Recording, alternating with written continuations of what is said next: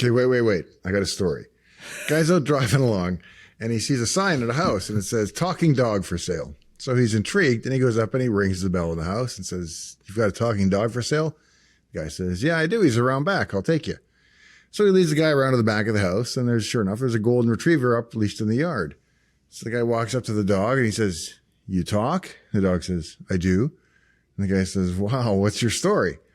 And the dog says, well, I realized my gift for vocalizing and listening very early on, so I decided I wanted to serve my country, and so I volunteered for the CIA, where I was a top spy dog for 8 years. And nobody assumed I was listening in. I could just sit in meetings, and nobody cared. And then after that, I was starting to get older, so I decided I want to settle down a little bit, so I got a job at the local airport where I would wander around and listen to people's conversations, make sure they weren't terrorists or organized criminals or smugglers. And I busted a number of rings that way and earned a number of medals. Then I moved back here and decided to settle down, start a family, raise some puppies, and now I'm retired. Guy says to the guy selling the dog, says, that's amazing. How much do you want for this dog? The guy says, $10. The guy says, but this dog, he's so amazing. Why would you sell him for only $10? He goes, he's full of shit. He didn't do half of that stuff.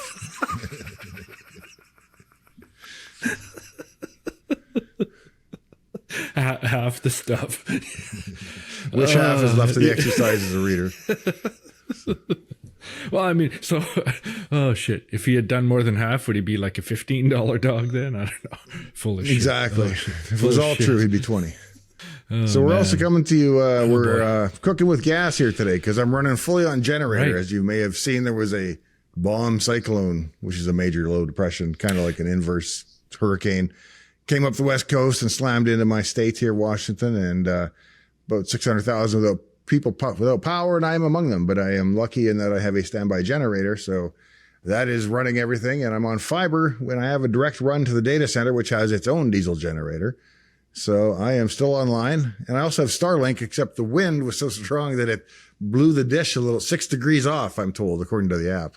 So I either have to get a ladder or wait for the guy to come out tomorrow, and he will re-aim the dish for me. So. Yeah, your fail-safe internet connection, it's got 3 elements to it, was thrown off by slightly under-tightened Starlink dish. Yeah. And the cell stuff was down. We had no cell service because after about 8 to 10 hours, the batteries run out at the towers, and they don't have generators at them usually. So, and so your power, it went out. You've been without power for like 24 hours now. Or, well, yeah, without. Yeah, just about 24 hours now because it's just after supper yesterday. And you figured this will last another couple days, eh? That's my expectation, at least, yeah, because even they're saying in the core it's going to take a couple days, and they generally start at the inner core of the city and work their way out. And I'm kind of out on the fringe. I'm in the country, so. Yeah, but you'll be gas powered and as long as you need it. Yeah, as long as the natural gas lasts, which should be indefinite. I was going to say, barring some sort of earthquake in the next few days, it disrupts the natural gas lines. Exactly. That's probably the scenario that I worry about the most is earthquake. And it wasn't like I was going to put in a giant tank because there's so many environmental concerns with that. And now, not related to any of the technology stuff, but again, that bomb cyclone. So that's a new term for me. I've never heard that before. It comes from atmospheric rivers, or it comes with them, which is also another new term. They didn't have these when I was a kid. So, who's invented this new weather in the last couple of years? Oh, 1 second. Sorry, Joseph. My wife came out for a ladder. And the HOA, don't you have to? Bye. I'm going to come in. But again, I'm not sure who's invented these new weather terms. Like it seems in the last 3 years, this atmospheric river. We've had heat domes out here on the West Coast, and now for the first time ever, a bomb cyclone. It just sort of puzzles me. I don't know if it's just some nomenclature that someone's come up with, or someone's defined. Oh, this specific event we're going to give this new name. But I think it's naming. I'm sure these weather events happened in the past before, but they didn't have the cool names like bomb cyclone. Yeah, just sounds more scary. And then we had one of those emergency notification tests. So everybody's cell phones at 3:00 this afternoon started beeping and freaking out. And we've seen the Hawaii one where they had the incoming missile alert. Oh, and it even said, "This is not a drill." Whoops! I didn't mean to send that. Yeah, that poor guy. Yeah. Well, what do we got for questions this week, man? Let's see. I should fire up the old mixed spreadsheet here. We got a few, not as many as typical, but that's fine. We're going to roll through them, and I'm going to start with that Windows under the covers. So we had a few on that one. Woodend. Wow, I thought the Windows architecture was awesome until you told me how complex the human architecture was. I wonder if Windows came about by random, unguided natural selection too. In a weird way, it kind of did, because what would happen is there was such an amount of baggage of backward compatibility that your organism could evolve, but only slowly. And so they would try things and add new features, and the things that stuck would become permanent, and the things that didn't would sometimes not make it to the next version. So the product really did evolve in the marketplace over the course of 20 or 30 years. I don't know if it's natural selection necessarily, but it's some kind of process akin to it. Some sort of Unnatural selection? Yeah, something like that. Species 1571, you forgot to mention, but when the impulse gets to my visual cortex, is that still in kernel mode? Yeah, I figure anything that's past the blood-brain barrier is the brain's kernel mode. Has access to the autonomic nervous system and all kinds of stuff that you can't get to unless you're right in there. So that's my barrier. And inside that, kernel mode, ring 0. Excellent. Oh, ring 0. Yeah, that's where I think I can understand the ring 0 piece. That's that brain barrier. Mr. K. Jones, yellow window, lost Wi-Fi connection at 3 minutes and 26. And he just found that hilarious.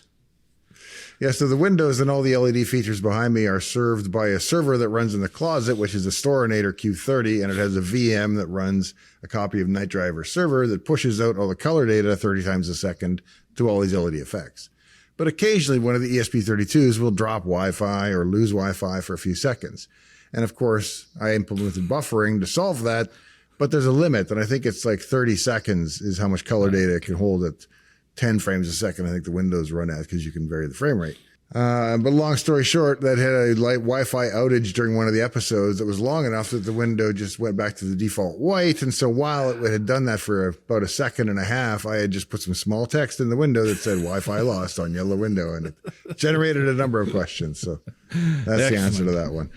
Yeah, a little nugget for the keeners there. We got a couple questions from Shop Talk. Eric Parker, and that was the one on how did Microsoft force everyone to run Windows. Okay. So Eric Parker wants to know, why did Microsoft continue using 32 for the 64-bit folders on the 64-bit Windows? Wouldn't it have been more straightforward to have System 64? Yeah, I'm not sure what the reason is for why they did not do that other than compatibility. You didn't have to recompile and change your linker and all that when you migrated your code from 32-bit to 64-bit. It should just recompile. But that's not a great reason, so that's my best guess. There you go. And this is one, I think this one's hot off the press. I might have just pulled this one in the last couple of minutes from Bert DeBont, again about that Microsoft forcing. Hey, Dave, how is your OpenSense software firewall machine doing, which you set up in bridge mode a couple of months ago? Are you still using it? I am not. It's actually retired right now. Well, it's still there. It's running a copy of Proxmox, so it is now a Proxmox node in my Proxmox cluster of 2 machines. And the reason for that is I upgraded from the Unified Dream Machine Pro to the Unified Dream Machine Pro Max, which is now fast enough to serve at least 5 gigabit with IDS and IPS turned on and still serve it real time. The old one can only do about 2 gigabit. This one can do 5 gigabit or close to it anyway. So right. And then he goes on to say, maybe, I think suggesting another topic, maybe a new advanced video about more expert settings would be great. Rules, DNS, custom modules like ZenArmor, Unbound DNS, that sort of stuff. Any it might be fun to set up OpenWRT on it, which is something I've never done, but is something that sounds interesting to me. So I might do that with it too. Yeah. And it's greetings from Belgium. So they're reaching other parts of the globe. Wonder if they get weird weather there too. Nah. That's reserved for us on the Pacific Northwest. We live in the lowlands, not like Belgium. That's right. Okay, now we're off to how an HTTP request gets served in great detail. My data 9510. Why does Norton, or pick whatever your antivirus software or antivirus nightmare, he says, why does it need to log my activity? And Google and Microsoft. obviously to serve more ads, but that is not why anyone buys a computer, and they shouldn't be sucking up 80% of resources to serve their ads. Any suggestions? Yeah, don't run any app that takes up 80% of your resources to monitor you so that it can serve you ads. I don't know if that's true for Norton. It's not true for the default Windows stuff. Certainly there's telemetry and there's way more than I want or that I would endorse or wish there were. But I've never noticed that there's any kind of serious overhead for Windows. It's an annoyance and it annoys me, but I've never felt that the telemetry like slowed the machine down to any extent. So I don't know what would be going on that would be harvesting so much data. You know, you could screen record and send that up probably for less than 80% of your system.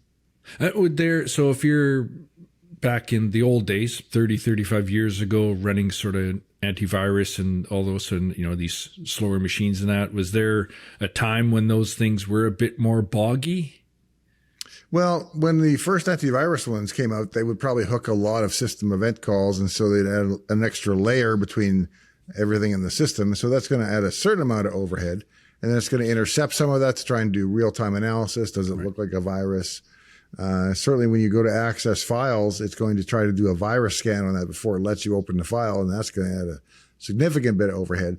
But those are things you've got to expect with a virus scanner that, hey, I'm going to take the hit of scanning the thing for viruses when I load the file. So that's kind of unavoidable. So are we now, again, in the category of oldsters? I mean, where we still sort of, I mean, a lot of my computer stuff is still informed by experiences 35, 40 years ago that aren't really happening now, but in my head, it's still an issue. Is that what we're still sort of bogged down by, some sort of nasty flashback memories of, you know, back in 91, and we sort of still attribute it to things this day where it's really not interfering with performance, but it still irritates us just because it used to?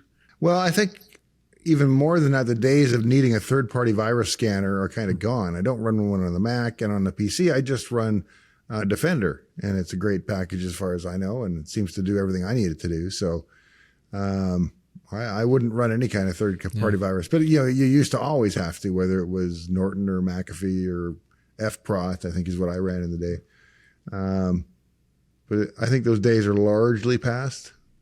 Well, and of course, the folks on the Apple systems love to mention that they didn't need to because they were never attacked. But well, yeah, but sometimes the popular kid gets beat up more. That was not my experience, or that wasn't why I was beat up, because I was I wouldn't popular. know. That's what my mom told me. That's right. They're just jealous. Yeah, after she kissed my boo-boo. Yeah. CWEC Ministro. There's a lot of talk about telemetry. Again, we're getting this spying by Windows, but my impression is that using Firewall, like Simple Wall or NetPeek, or even front end to Windows Firewall, called Firewall's Control, basically we can disable all of it. Is it correct impression, or has Microsoft this covered and can establish connections even against firewall rules? Yeah, I don't think you can really block that with a firewall, because it's going to go through port 80 and it can't block port 80. So, you know, if they were doing communication on weird hard ports like 7995, yeah, you could have firewall rules to block that kind of outbound port, but they're pushing up everything over 80 or 443 or whatever the web connection's on. And so firewall has to let that through almost by definition, and it can't differentiate between what's telemetry and what's your traffic. So I don't think your firewall has any shot at helping you at that point. Okay. Alistair Newman, a question. There is a question mark at the end, so that's why I snagged. Okay. Is the browser communicating directly with the GPU, or is the browser communicating with the GPU via the operating system? Both, but it's always going to be through the operating system, because the operating system provides DirectX, and that's going to be, or OpenGL, and those are going to be the lowest levels that something's going to write to. But yes, I think they are directly using the GPU to have elements rendered to different surfaces within the GPU, and then they can composite and layer those together at runtime and give you the final stacked image of what should appear on the web page. And so they're using GPU capability for that, as far as I know. And Fragalot. But how does it work when you have multiple web tabs open, or you're behind a NAS with multiple devices on the same website? How aren't data packets getting confused where to go? Is it SYN or ACK part that does that? I believe so, because that establishes a unique sequence number for each connection, and that allows the server that hosts the connection to keep track of the clients, and the clients that are come inbound have the sequence number attached to them. And as far as I know, that's how it sorts out what traffic is what. Even, if it's on separate ports, then it's routed to a different place. But I think even on the different, can you do it on the same port? That I'm not going to make any wild claims, but certainly on different ports it can distinguish. Okay. Yeah, because if you've got a web server, it's going to have 100 clients all on port 80, right, and it can distinguish between them all because it's got a sequence number associated with each connection. Okay. And what's the SYN ACK then? What is that? That's when the connection is first established. When you open a socket or open up port 80 on a web server, it's going to do some back and forth with you in order to establish that you have a sequence number and it has a sequence number, and you agree on what it is, and you've acknowledged each other, and then you can go about your business. So the ACK is the acknowledge part. What's the SYN, the SYN? What's that? That's when it sends the original number. Okay. You get it, you send it back. Oh, is it like a syntax acknowledge? Is that what it's maybe? Synchronize and acknowledge, okay. synchronize. Okay, excellent. That's for the dummies like me out here listening. LMEK2HB. I'm thinking of pencil, but maybe not. Step 8. Sending the HTTP response has always been a mystery to me. A large response is broken up into packets. Depending on the server and number of packets, some may take different routes or hops than others. How do they all get to their destination at the proper time or assembled properly before render time? Well, because it knows how many bytes have been written, and it knows to say those are broken up over 7 packets. And it's got 5 of those packets, but it's waiting for 2, and maybe they're very inconvenient ones, like the 3rd packet and the 6th packet. And so it's actually got to wait for those packets to arrive and assemble the stream before it can provide anything past the first 3 or 4 packets. And it's up to the TCP IP connection to reorder and reassemble the stream on the client machine. JTKZ7KQ. Excellent video as always. What about a follow-up video as to how data actually gets moved through networks and the internet? MAC addresses, subnets, gateways, etc. Yeah, that'd be a good one. That'd be a good one. I'm trying to think how much you could cover and how much you could, not cover. Because once you open up that whole Pandora's box of TCP IP routing, it's hard to do in 15 minutes. But yeah, I'll look at that. There you go. Excellent. Thank you. I'm not going to say your name again because it's just a bunch of numbers and letters. SBX1720. Hold on. Is the video thumbnail cosplay of Munch's Scream? No, we were talking about making bad thumbnails and doing the Linus Tech Tips thing where you're like, Yeah. And so I think I actually grabbed it from one of the Shop Talk videos. And so I used it jokingly a couple times in thumbnails, but it actually performs pretty well, which is frustrating. So occasionally I fire it into a thumbnail, but... And now the thumbnail, again, this is a bit off, but YouTube now you can run 2 or 3 different thumbnails and it sort of cycles them and gives you feedback. Is that, yeah. Yeah, it'll tell you how many watch hours or minutes or what percentage you got from each thumbnail. So you can run 2 or 3. And again, in some of the comments, people like to complain about the thumbnails, but those ones are typically the ones that are resulting in better results. So yeah, as long as they're not clickbait, then I don't have any problem with it. But so if it promises something that the episode doesn't deliver, well, that's not good for the channel anyway. Yeah. So I wouldn't do that, or not intentionally. Will I make a thumbnail highly clickable? Yes. Yeah. Will I make it clickbait? I hope not. So and there's always a few people out there who are going to, again, especially on these sort of Shop Talk ones, you're covering a broad number of topics, so you try to pick 1 or 2 things to speak about, and they're like, oh, well, the whole video's not about it. This is clickbait, or I had to wait. Yeah, I think I will title this one the Talking Dog for Sale, and we'll see how that goes. Exactly, yeah. And then we'll talk about the 3-legged pig maybe at some other time, too. I'm not sure. Ooh, that's a story for another day. Scratch and itch. Hey, Dave, love these full end-to-end discussions. And this is he says, when you were working at Microsoft, did you ever have lunch at Crossroads? I did lots of times. In fact, we went there a couple times a week, I think, to the Chili's restaurant. And 2 things I remember about that. Number 1 is they had endless strawberry lemonade. So I would come home basically and hold shock. on. What? Endless strawberry lemonade? Oh. Yeah. Man. So I'd eat my bag my big bowl of chips and my burrito or whatever the heck I got, or what did I like there? There was like Cajun onion or Cajun rolls of some kind. Wow. Spicy rolls. Anyway.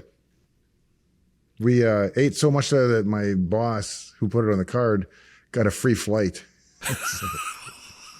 That was the maximum prize under the Chili's loyalty reward, was like a free flight anywhere in North America, and he got it. So You guys earned it for him, though. yeah, I mean, he didn't just get it. You guys had to work hard to pull that off for him. I ate a lot of Chili's. I mean, it's not Arby's, but Yeah, how many strawberry lemonades? That's a lot of strawberry lemonades. He says, if so, Yeah. we could probably cross paths. More important, he says he's got an idea for a video as a deep dive on memory management in Windows and how it compares to Apple and their unified memory architecture.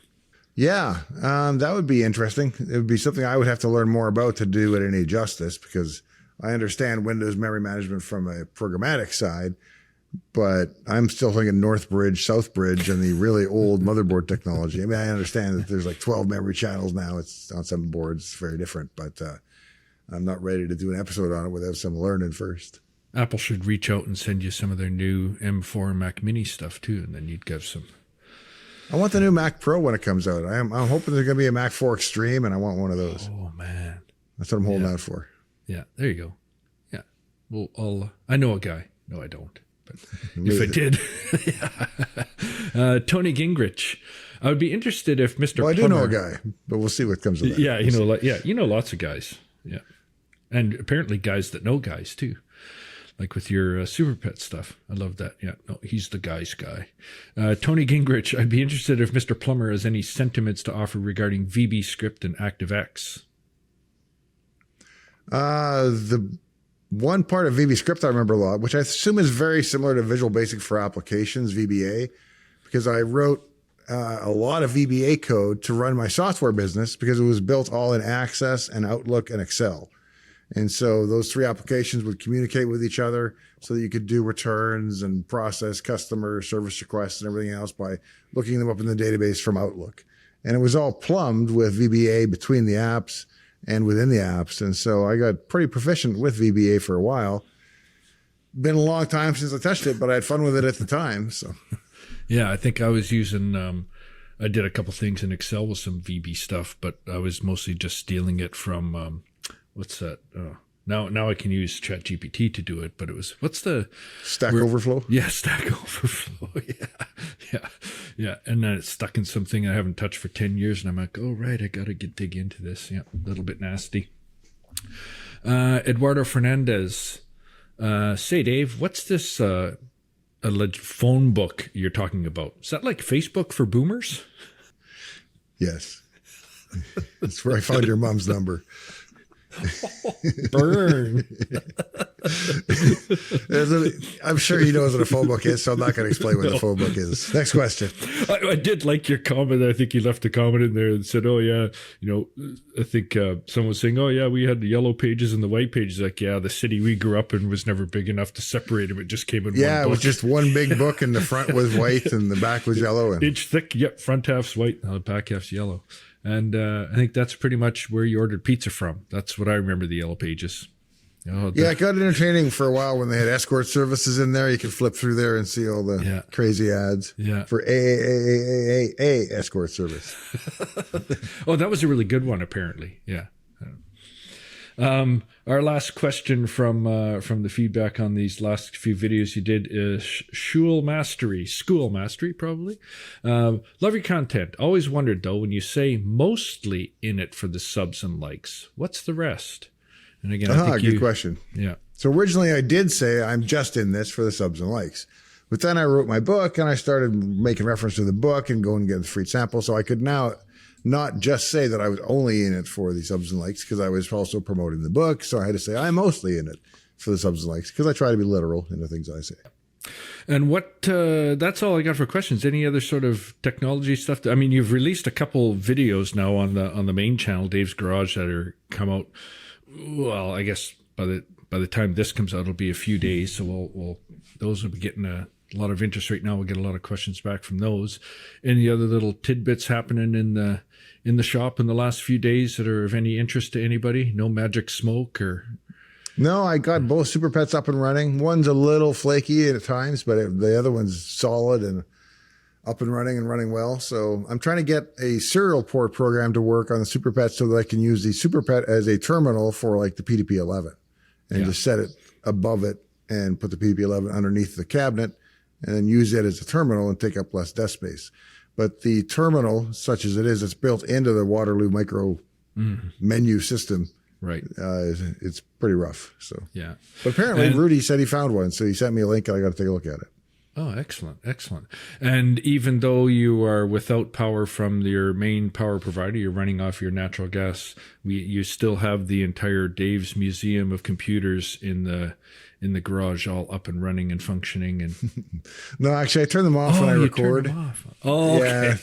It's too much background noise. So they're normally off, but you could power those with your generator too, right? We don't have to shut the museum down. Yeah, okay, good. We like to keep that going. No, right around supper time, I went in.